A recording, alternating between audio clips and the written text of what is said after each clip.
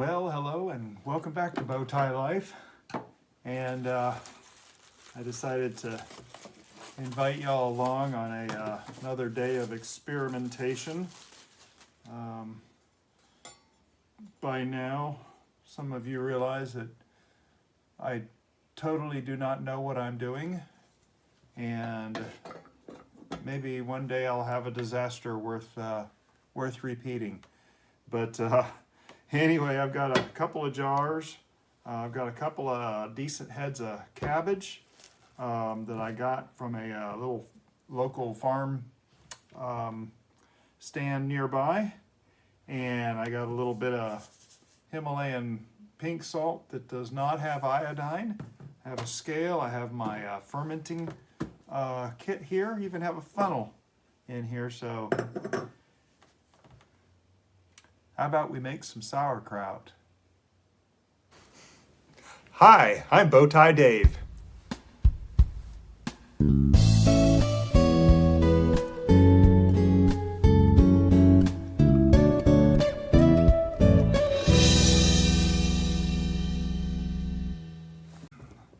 So first things first, I am taking a few precautions. I have sterilized the bowl, I've sterilized the jars, I've washed the heads of cabbage, everything is ready to go. If you've not seen my videos before, welcome. And if you are, and please subscribe, consider subscribing. We try to put out as much content as I can about the things that I'm learning in the garden as we build our new garden. We're a little over a year old now in this new house and in the garden.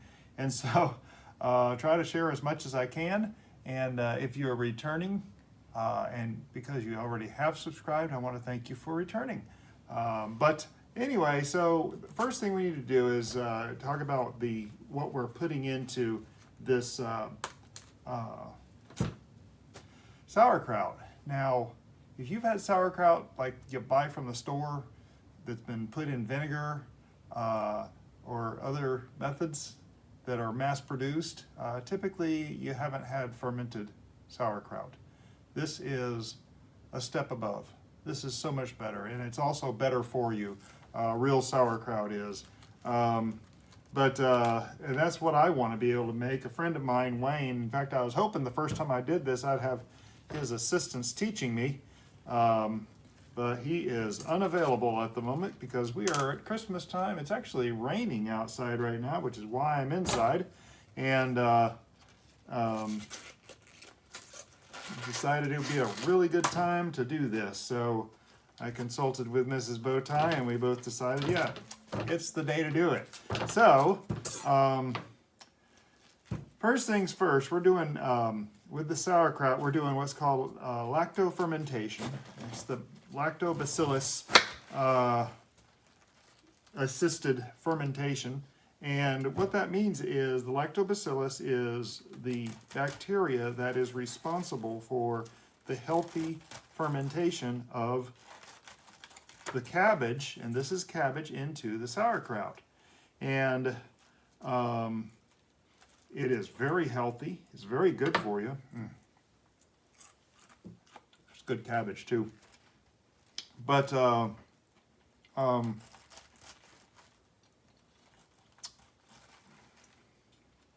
to think here. Ow! With that, yep, there you go. Got to have a mistake somewhere, right? Anyway, we're going to be doing this, preparing this for this fermentation. I'm going to be slicing this up, and since this is the first time I'm doing it, there's a bunch of things you can do to add ingredients to this. I've seen people do it with apples, and by the way, I've spent some time researching this to try to figure out what I wanted to do. But you've seen some of my other production stuff from garden type stuff that I like to start off with a very simple thing. Now, I've had good fermented sauerkraut from my friend Wayne, in fact, and hopefully one day we'll get him on here. But you can put hot peppers, you can put apples, you can put garlic, you can put caraway seeds. There's just tons of stuff that you can do with this that make it really incredible.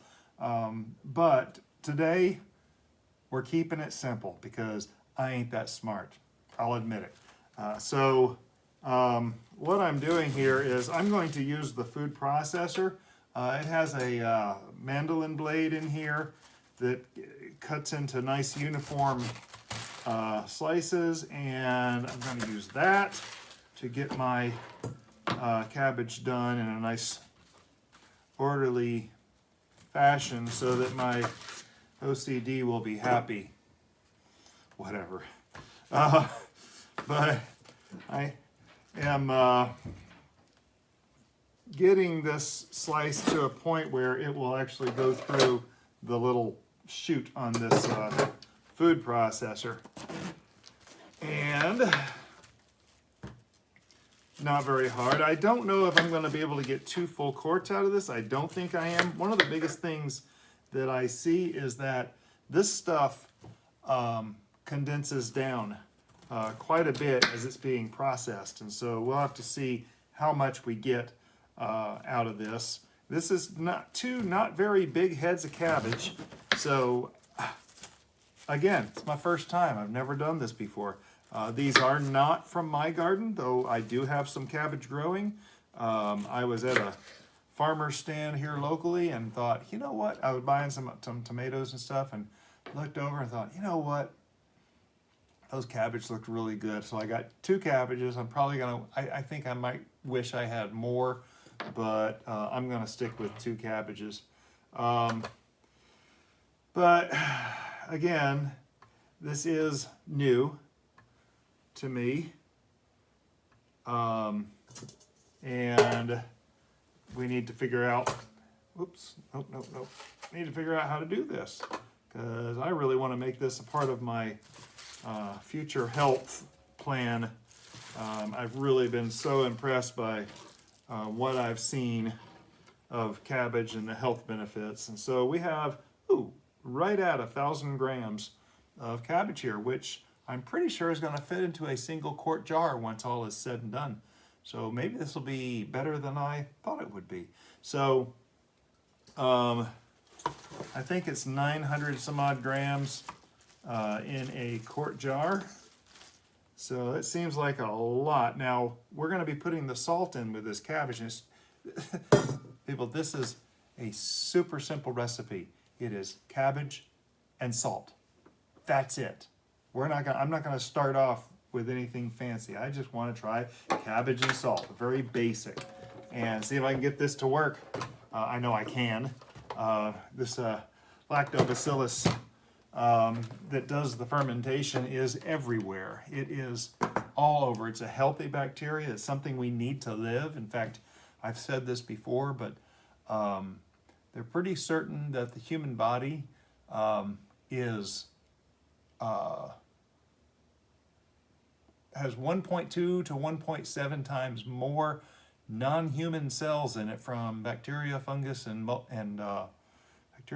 viruses that are necessary for our body to live. And that means that we have more non-human cells in our body than we have human cells, which to me is just mind-blowing. But without that, we wouldn't survive. So it's very interesting to me. So I have here our food processor, which is plugged in and not working. So I'm going to have to figure out what is going on here. Oh, this is not going well.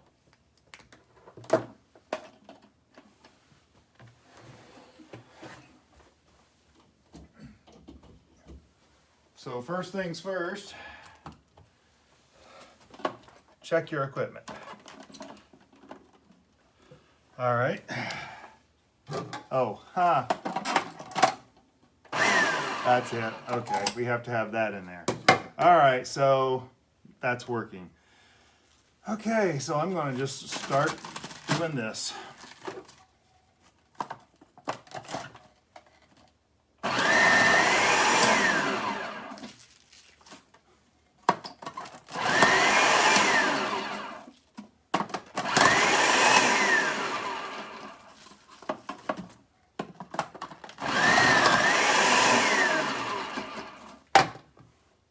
that filled up pretty quick, of course. Obviously, it's going to take a few minutes.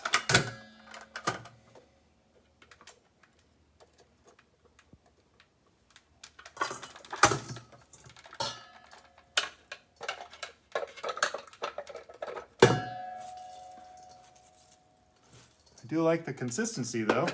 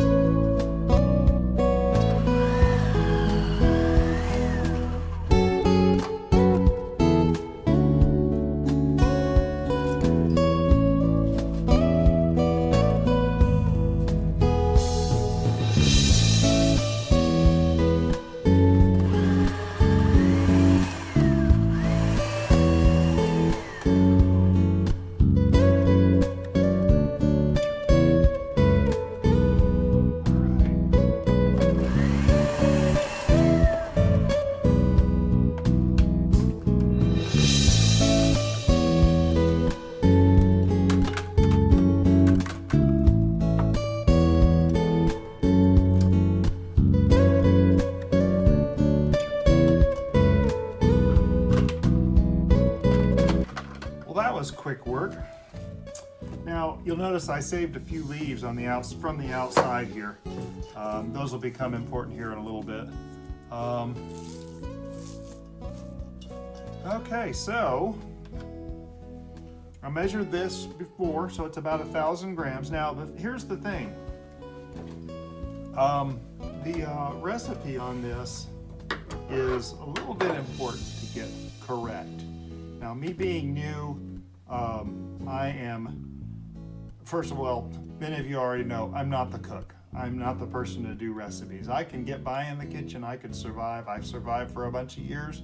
I prefer to have Mrs. Bowtie around because she makes my culinary experience a lot more interesting. But this recipe here that we're about to do is kind of important because you want to be sure to get the percentage of salt correct to the percentage of cabbage, and you want about 2.25 to 2.5% salt by volume for your cabbage. Now, because I am not experienced, that's one of the big reasons why I have the little scale here, because I don't know what I'm doing. You know, I know Stacy over at Doug and Stacy, she can sit there and taste it and say, needs more salt, and she gets it right every time. I'm not that good. This is the first time I've ever done this, so I'm still learning. Gardener Scott, he's a little more meticulous about it. I got to tell you, I saw his video from 10 years ago, and he is a lot younger, but I learned a lot from that. And there's a bunch of other videos out there on how to do this, which is really where I get my education. But if I have 1,000 grams of cabbage, which is what we measured, and I multiply it times 0.025, 2.25%, that's going to be 25 grams of salt. And so that's the cool thing about the scale, is that you can do these measurements real quick, real easy. Now, this is just a cheap scale. It is really just enough to get me by. I bought it at Walmart, so it's not a fancy thing at all. But I can change the units to grams. I can tare that, which means it's 0 right now with that bowl sitting on there.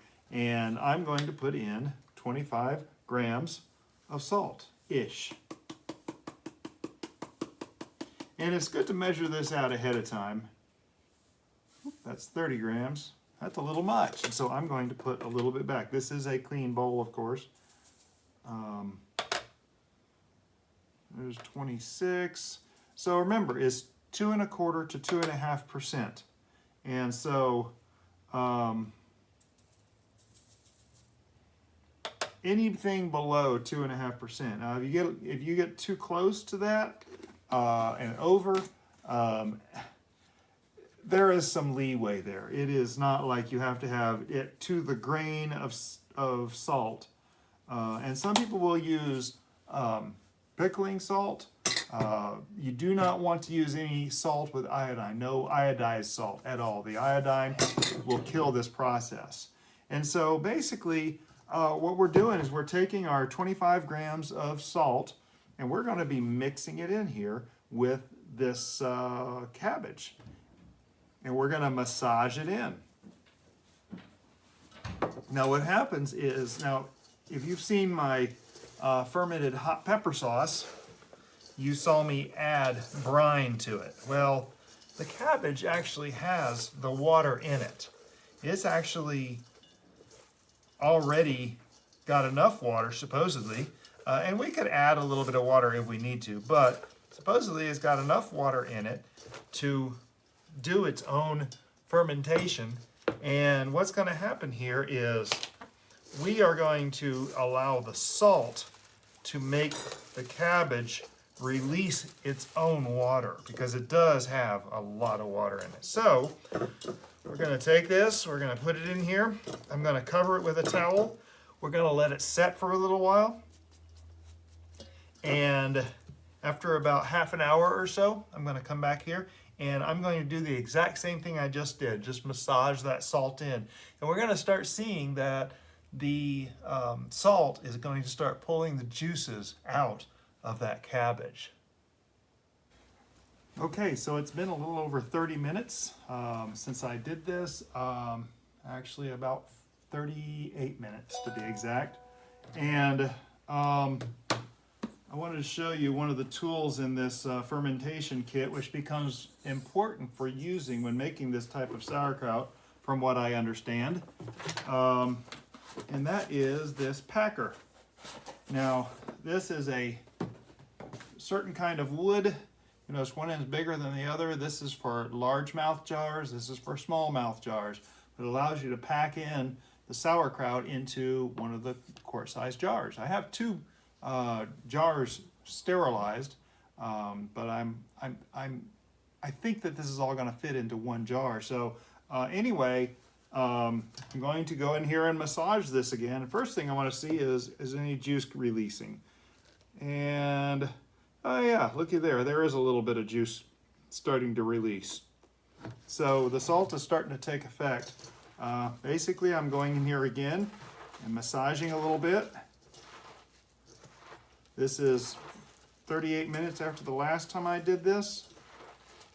It is interesting. If you don't like the feeling of soggy cabbage, you may want to get some good food grade gloves, but I don't know. That kind of stuff doesn't bother me. My hands are washed though, so I do make sure I have good clean hands. But what's going to happen though is this packer we're going to use to pack it into the jar here in a little bit.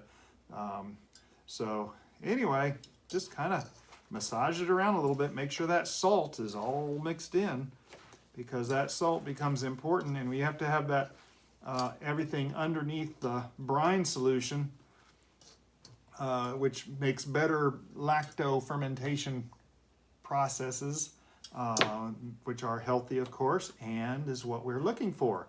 So I'm beginning to think that the food processor was not the way to do this. It kind of made really small chunks of this cabbage.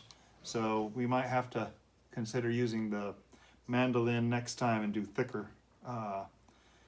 slices.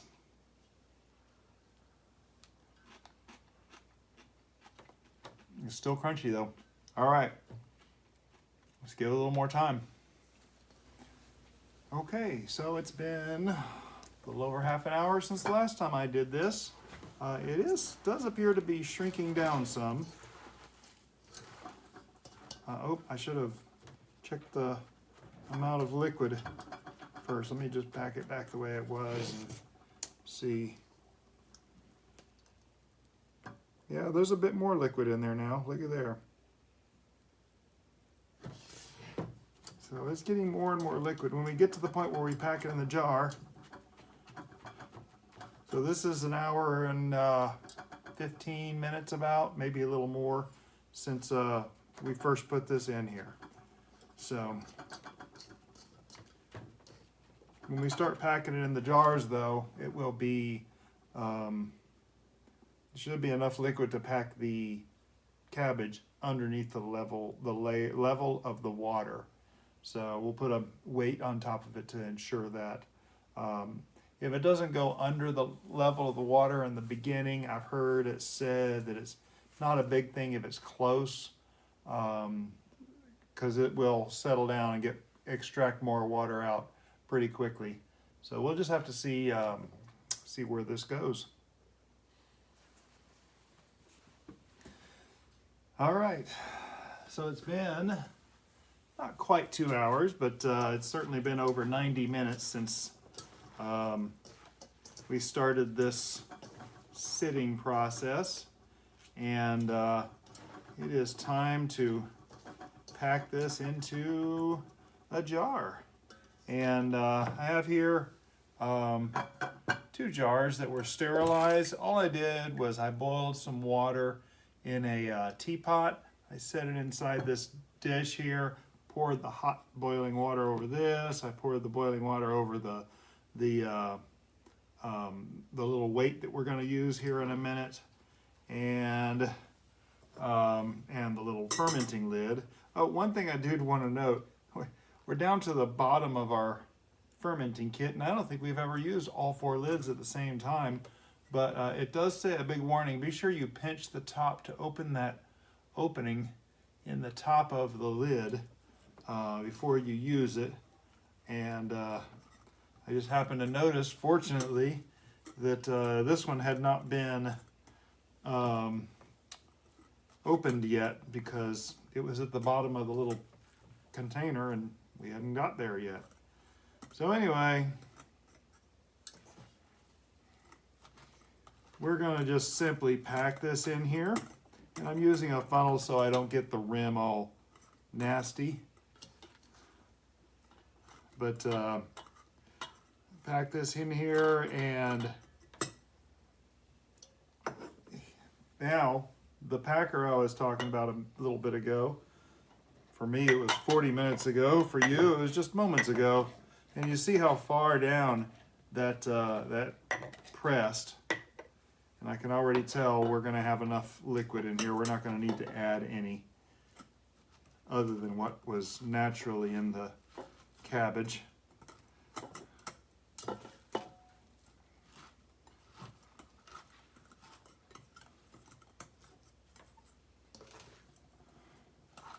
We may just barely get all this in here, but I don't think so. I've never done this before, so I'm not experienced enough to make that judgment yet. You are. See, look at all that liquid coming up. Look at that. That's amazing.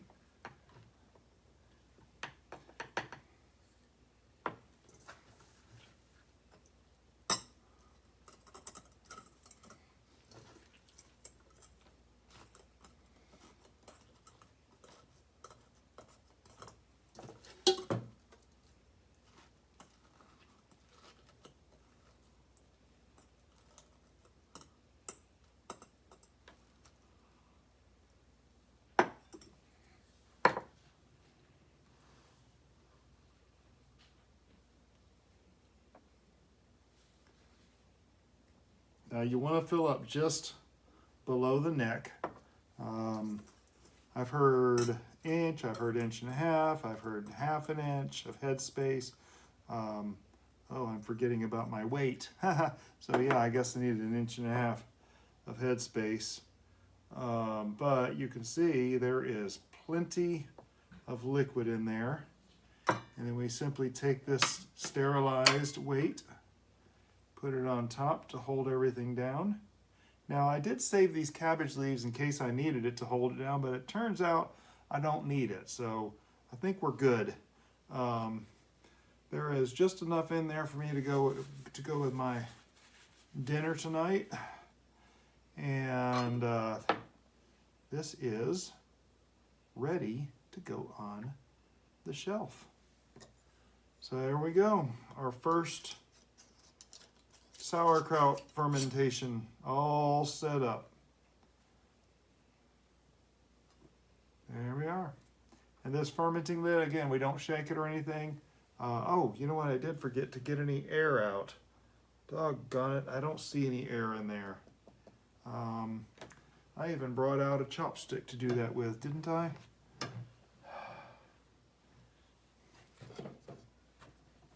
Thought I did. Thought I brought out another chopstick, but maybe I didn't. All right. Well, there you go. I'm going to leave this for a couple weeks before I record the end of this video when we taste it. So, yeah, I'm going to put it on the shelf up here, and I'm happy. All right. It's late. I think Mrs. Bowtie wants to get her dinner too, so stick around for 2 weeks. No, it'll be just seconds here. So, it is about 4 weeks later. The project of this video kind of got pushed aside during the Christmas holidays. We've had a great one. I hope you have too. It's actually New Year's. It's after we've removed the tree, in fact. So I was looking back over my project board and realized I hadn't finished this video. So real quick, we're going to put a finish to this video. This is the jar. And you can see it looks a lot different now. It has a little less brilliant green in it, but it sat for 2 weeks on my fermentation shelf up here. And at 2 weeks, which turned out to be right in the middle of family being here and all kinds of craziness, I put this in the refrigerator. That's all I did. Now, I'll admit, you can tell I've been eating some. And now the Lacto Bacilus fermentation, it actually creates a really good environment to feed your gut health. And gut health, as I said earlier in this video, is extremely important. And we could not live without the biome that we have in our body. And so this is extremely important health information. So what people will do is they'll do fermented stuff. And I know people that will actually have a little bit every single day. And that's what I've been doing. And when I do have this kind of a thing every day, I notice that my digestive system works better. I feel better. I've done a bunch of other stuff. Maybe one day I can get more into that. But the big thing here is just the extreme health benefits, getting the gut brain healthy, the gut lining, and making sure that everything is functioning at its peak. Now, what's in here is just the cabbage. That's it. Water, a little bit of salt. There's nothing in here. We've already done all this. This is the exact same bottle. I haven't done anything to it except for eat a little bit of it. But it's got a really wonderful flavor. And it's not a artificial flavor. It's a real fermented flavor. So I was reviewing the video. It's kind of funny. This is kind of a side note, but in the same area. I've said many times I'm ADD. I took the max adult dosage of Ritalin for a lot of years, 26 years. And in fact, I took Ritalin so long, it's affected my memory. Some days are not as good as others, so I was looking back at the video and realized, wow, I was having a rough day that day. If you ever see me stammering over the words that I'm trying to get out and saying, and sitting there trying to remember what I'm trying to say, it's a pretty rough day. And some of the stuff that I've done over the years to help with that, in fact, I haven't taken Ritalin in a number of years, and I'm actually functioning a lot better than I used to, a lot better on natural type stuff that is good for me and keeps my brain working. So this is very important to me. It's extremely important to me. I feel very passionate about eating healthy and getting the right things in our body. And fortunately, I've had a number of friends who know a lot more than me that have given me guidance and given me direction. And anytime you're getting direction like this, don't just accept everything you hear. Do the research. It's very easy to find very reliable information online. The internet is great. There's a lot of crackpots out there. I'll admit, I try not to be one. You can call me a crackpot if you need to. That's fine. But I've done the research as well. I've gone out there and found more information. And this has really been one of the steps that I've taken to my own personal health. And so, anyway, the big thing is the amount of time that this thing is left, and it's just right here. It's 3 shelves up is our fermenting shelf. But I was watching a video on fermenting sunchokes with Self-Sufficient Me, Mark over there in Australia. And he said this, and it was an old video, but he was talking about fermenting sunchokes, and he said, well, I only do it for 2 weeks, and then we put it in the fridge, or whatever it was. It was a very short time. And so we actually had some sunchokes up there when I saw that, and when I was doing this, and those sunchokes sat up there for a month. And so I tried some of them, and after a month, they were kind of mushy. After 2 months, they were beyond mush. There was no structure to them at all, and they were not very pleasant to eat, which would really upset me because I had put some of my last cayenne peppers in that jar, and the heat was perfect. Oh, it was so good.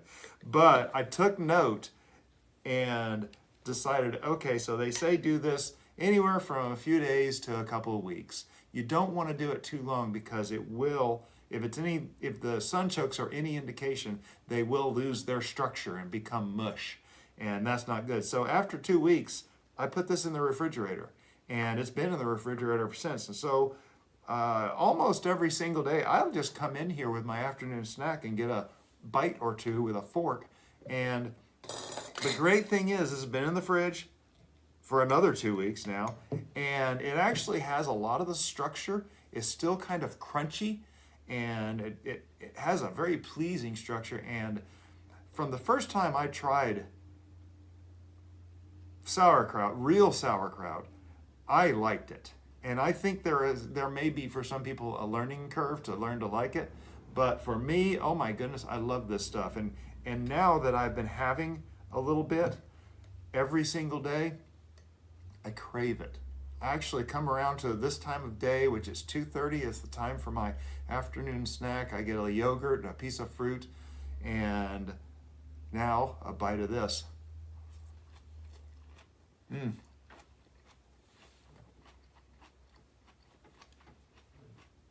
It still has enough structure in it to keep it crunchy. And I haven't had a chance to put it on any other foods yet, but I tell you what, yes, I'm double dipping my fork, but frankly, I'm the only one eating this right now. Mrs. Bowtie hasn't tried this yet, but ever since I've been doing this, I love it. It is so fantastic, and I know it's good for my gut health. It's providing some of the biome that my body needs to live.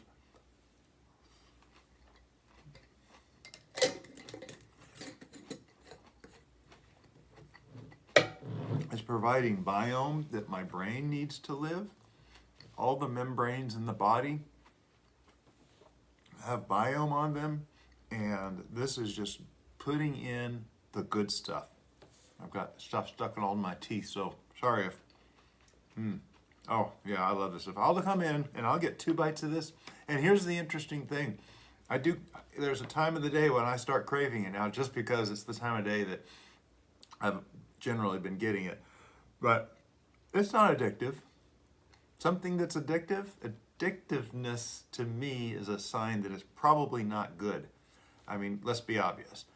Cocaine, meth, things like that we know are addictive. They're very addictive. They make you crave to have more than is healthy. Of course, 1 dose is not healthy. This here, I get a couple of bites. It's very satisfying, and I feel good.